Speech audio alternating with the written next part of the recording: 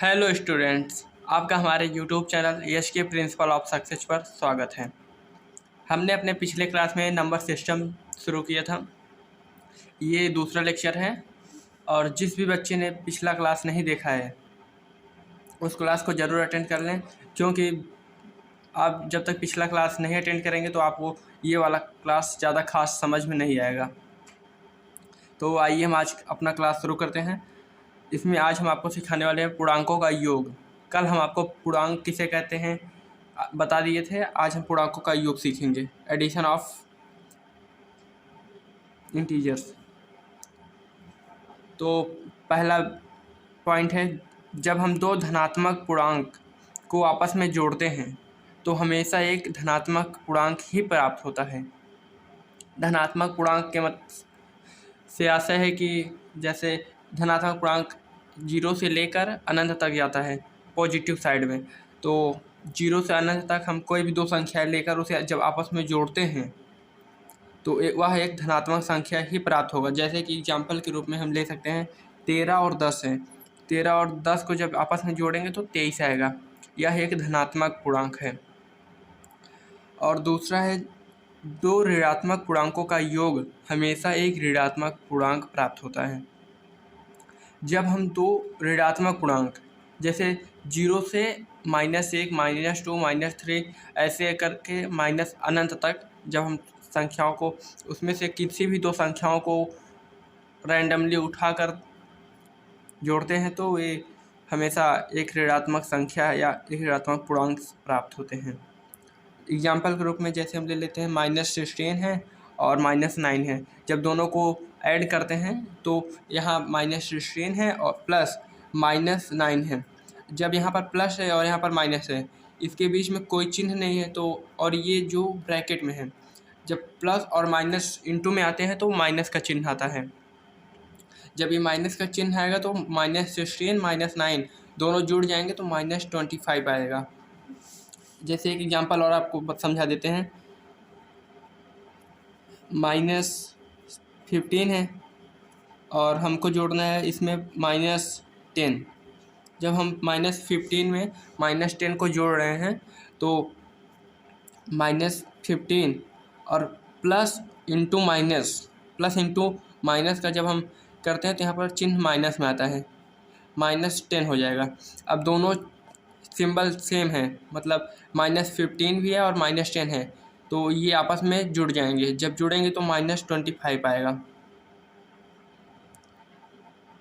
जब चिन्ह सेम होते हैं तो उन्हें आपस में जोड़ लेते हैं। जैसे यहाँ ऊपर वाले में +13 था और यहाँ पर +10 था, दोनों सेम सिंबल थे तो इसे हम आपस में जोड़ लिए, 23 आ गया। देखो बच्चों, जैसे कि यदि आप देखते हैं यहाँ पर 13 लिखा है, इसके पहले कोई सिंबल नहीं है तो इसके पहले हम यहाँ पर प्लस का सिंबल एज्यूम करते हैं। मान लेते हैं कि यहाँ पर प्लस का सिंबल है। प्लस का सिंबल होने पर हम लिखते भी नहीं हैं खास करके। और बीच में जैसे कि यहाँ 13 प्लस, अब इसको ऐड करना था, यहाँ पर प्लस का चिन्ह लिखे।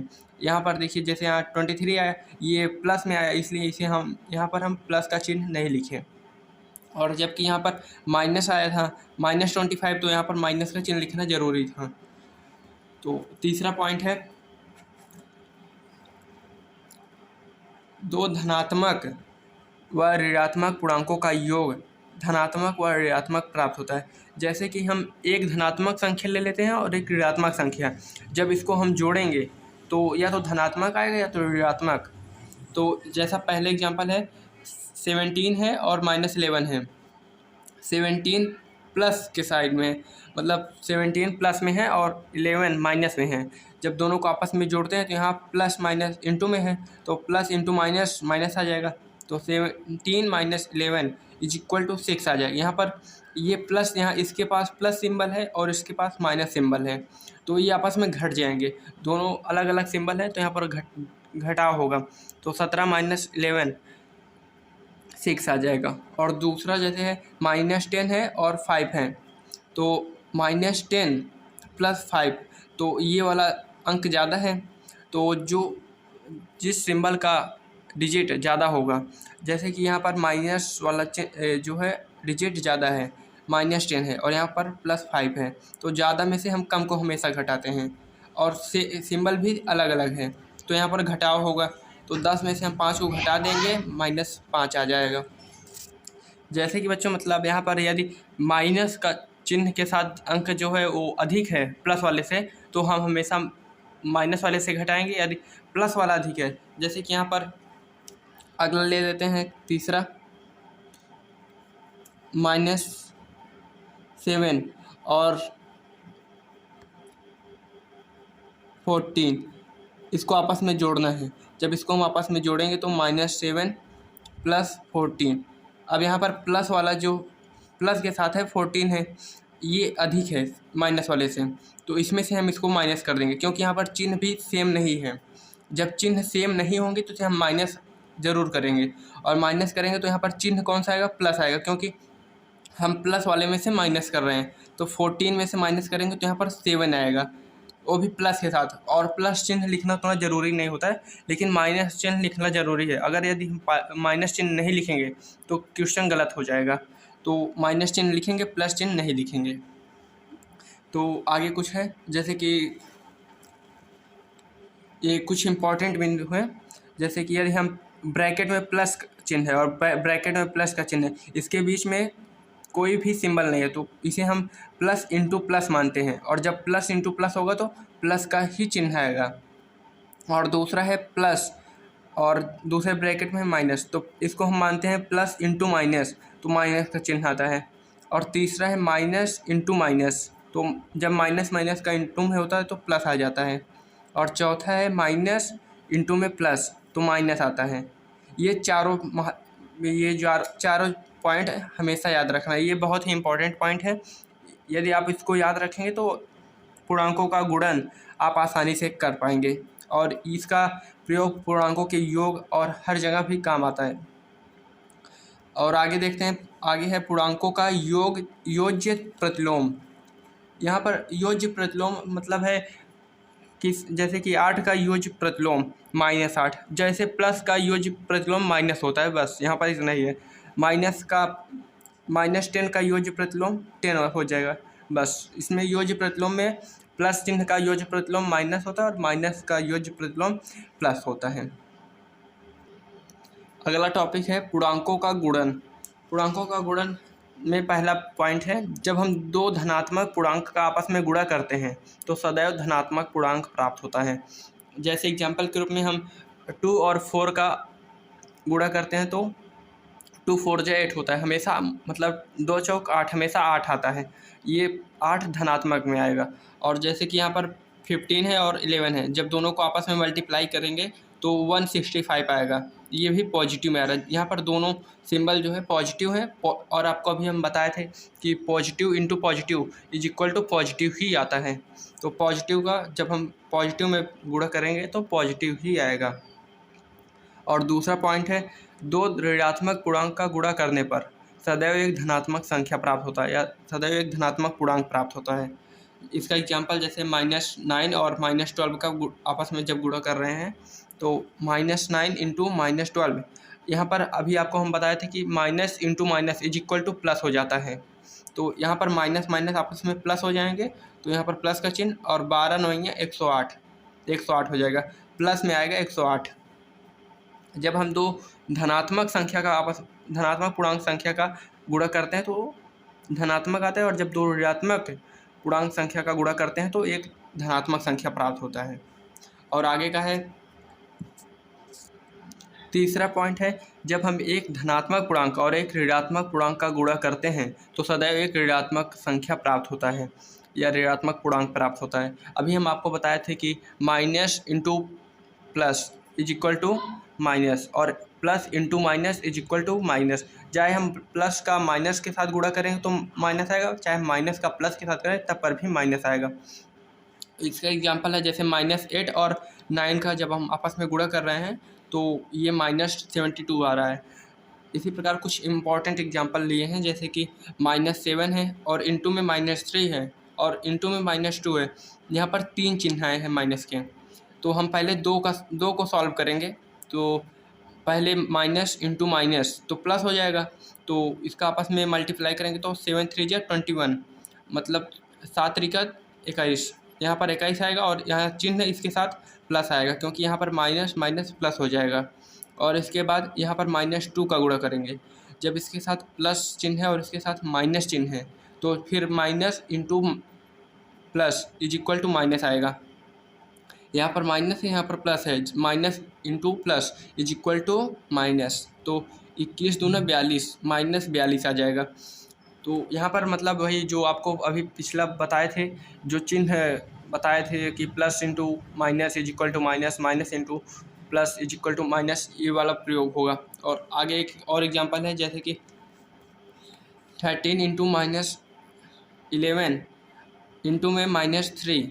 इसको सॉल्व करने के लिए हम यही वाला ट्रिक यूज करेंगे, जैसे कि इसको एक ब्रैकेट में पहले लिख लेते हैं 13 इंटू -11 और इसको बाहर लिख लेते हैं इंटू में -3। तो पहले इसको सॉल्व कर लेते हैं। यहाँ पर प्लस है, यहाँ पर माइनस है, प्लस इंटू माइनस माइनस आ जाएगा। इसको गुणा करने पर 143 आ रहा है, तो -143 इंटू में -3, तो माइनस इंटू माइनस प्लस आ जाएगा।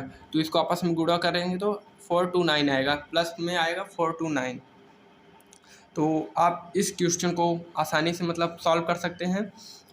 अभी आपने जो आपको ट्रिक बताया था, जो आपको इम्पोर्टेंट पॉइंट बताया गया था, उसको आप कॉपी में लिख कर आसानी से उसको 2 बार 3 बार रिवाइज कीजिएगा, तो आप ऐसे क्वेश्चन को आसानी से सॉल्व कर लेंगे। अगला पॉइंट आता है, अगला है सम संख्या, इवन नंबर। ऐसी संख्याएं जिसे हम 2 से विभाजित करने पर वह पूर्ण विभाज्य हो जाए, मतलब जिसे हम 2 से काटें और वो पूरा का पूरा कट जाए, भाग देने पर पूर्णतः कट कर एक निश्चित भागफल आ जाए, तो उसे हम सम संख्या कहते हैं। जैसे कि 12 हुआ, 92 92 हुआ, 68 68 हुआ, ऐसी सारी संख्याएं सम संख्या कहलाती हैं। और हम आपके लिए लाए हैं जैसे कि 2 से विभाजित होने के नियम। इससे आप आसानी से पहचान कर सकेंगे कि कौन सी संख्या सम है, कौन सी संख्या विषम है। तो 2 से विभाजित होने के नियम में है, ऐसी संख्याएं जिसके अंत में अर्थात इकाई अंक, जो इकाई अंक है, यदि वह 0, 2, 4, 6, 8, 0, 2, 4, 6, 8 हो तो ऐसी संख्याएं 2 से विभाजित हो जाती हैं। यदि कोई भी आपके पास अंक है, संख्या है, यदि उसका इकाई अंक 0 या 2 या 4 या 6 या 8 इसमें से कोई भी एक संख्या है, तो वह संख्या 2 से विभाजित हो जाएगा। जैसे कि एग्जांपल में लिया हूँ मैं 43258, इसका इकाई अंक 8 है, जो यहाँ पर इकाई अंक जो है 8 है। अभी हमने आपको बताया कि यदि इकाई अंक 0, 2, 4, 6, 8 इसमें कोई भी संख्या है तो वह संख्या 2 से कट जाएगा। तो यहाँ पर ये 8 है, मतलब ये संख्या कट जाना चाहिए। तो हमने इस भाग देकर भी दिखाया कि ये कट रहा है या नहीं। तो यहाँ पर जब हम इसको भाग दिए हैं तो डिवाइड किए हैं तो यह पूर्णतः कट गया है। इसका भागफल आया है 21629। जब यह 2 से कट गया, इसका मतलब है कि यह एक सम संख्या है। और इसका अगला पॉइंट आता है विषम संख्या। ऐसी संख्याएं जो 2 से विभाजित ना हों विषम संख्या कहलाती हैं। ऐसी संख्याएं जो 2 से विभाजित नहीं होती हैं विषम संख्या कहलाती। सम संख्या को छोड़कर सारी संख्याएं विषम संख्या कहलाती हैं। जैसे 13, 19, 4, 5, 2, 3 ऐसी सारी संख्याएं विषम संख्याएं कहलाती हैं। Odd number. और हम अपने अगली क्लास में देखेंगे परिमेय संख्या किसे कहते हैं, अपरिमेय संख्या किसे कहते हैं, और इसके जोड़ घटाव और मल्टीप्लाई डिवाइड सारी चीज़ें हम अगली क्लास में आपको एक्सप्लेन करेंगे। यदि आपको हमारे ये क्लास अच्छा लगा हो तो प्लीज़ वीडियो को लाइक और चैनल को सब्सक्राइब, और इस वीडियो को अपने दोस्तों तक ज़रूर शेयर करें, ताकि वो भी अच्छे से बेसिक मैथ अपने कवर कर सकें और अच्छे से क्वेश्चन को सॉल्व कर सकें। धन्यवाद।